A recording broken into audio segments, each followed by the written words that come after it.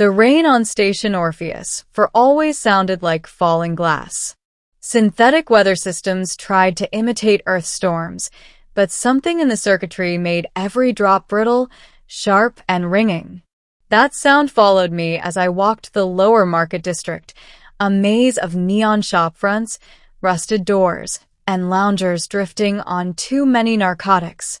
I wasn't supposed to be there.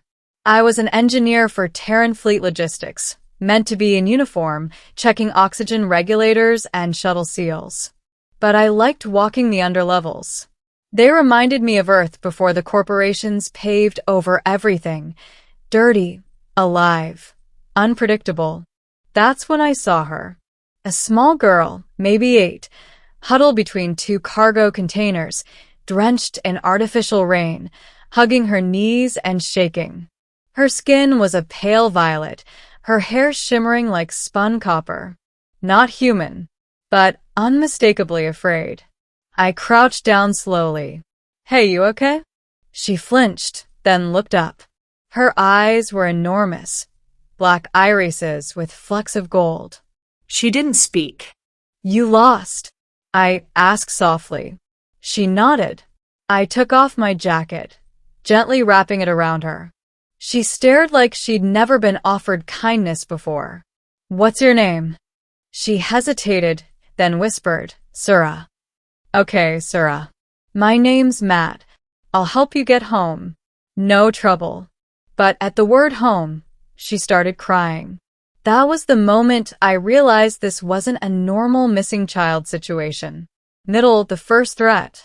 I led Sura to my quarters, a tiny room near the engineering bay. She stayed close, like a frightened animal. I made warm synth tea. She didn't drink it. She didn't talk. She just stared at the ceiling like she expected monsters to fall from it. Finally, she whispered, "They're coming." "Who's coming?" She didn't answer, but her trembling told me enough. We didn't have long to wait. At exactly 2:13 station time, the lights cut out. Emergency alarms began their low-pulse warning. A powered craft had forced dock and bypassed clearance protocols.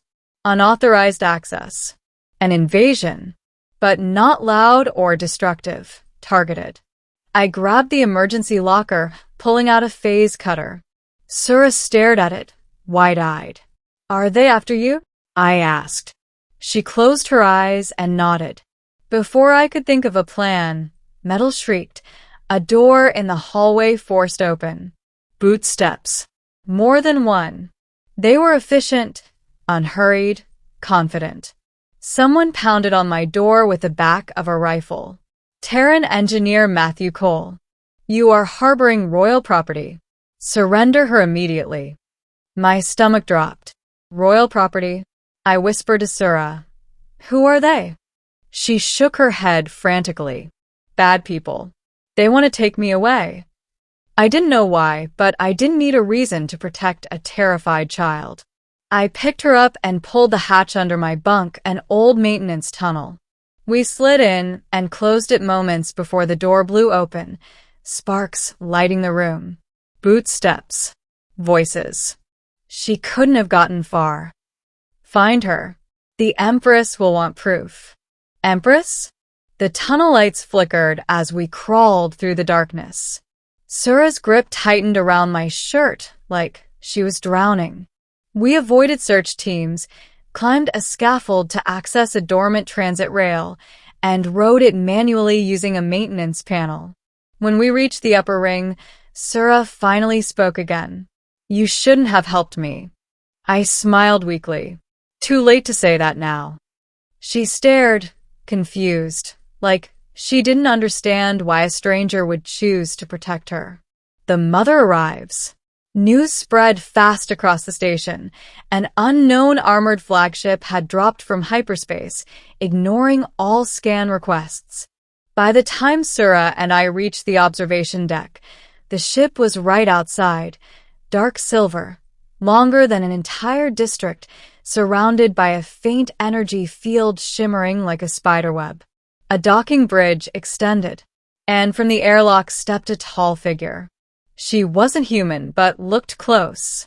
Her skin was silver blue, her hair long and flowing like liquid chrome. Jewelry and armor intertwined flawlessly across her body. Her eyes burned like suns. Everyone froze when she spoke. I am Seraphine Alaris Varen, Empress of the Aureliad sovereignty. Someone has found and protected my daughter. Bring the human to me, unharmed. The Aureliads, a race so powerful that they only observed galactic politics from a distance. They never interacted with humans, never intervened, never appeared in public. And I had her daughter. Security officers dragged me up to her while Sura ran ahead and threw herself into the Empress's arms. The Empress clutched her close, tears carving shining paths down her cheeks. Then her gaze lifted to me. At first I braced, expecting punishment, threats, diplomacy, something political. But her expression wasn't anger. It was awe. You saved her, she whispered. I swallowed. She needed help. That's all. The Empress's eyes widened, like that answer was unthinkable. Then she turned to her elite guards. Dismiss everyone. The room emptied instantly. She stepped closer, her voice suddenly shaking. You don't understand. No human would have risked their life for her. Not after learning who she was. Every species wants access to Aureliad technology.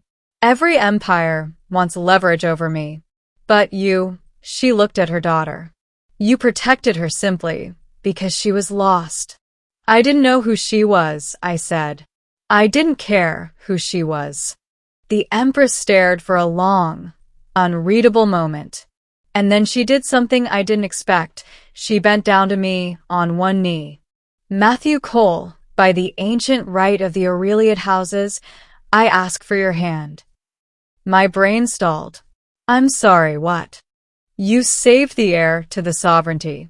The law demands she binds her future to the one who protected her with pure intent.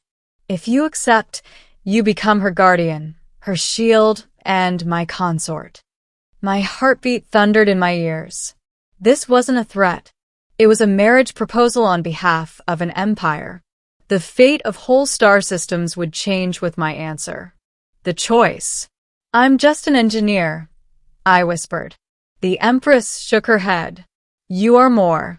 You are what humanity was supposed to become before it lost its heart. She wasn't begging, but there was fear in her voice. Fear of losing the rarest thing in her universe. Someone who chose compassion without reward. Sura looked at me, panicked. You don't have to stay forever. Just for now.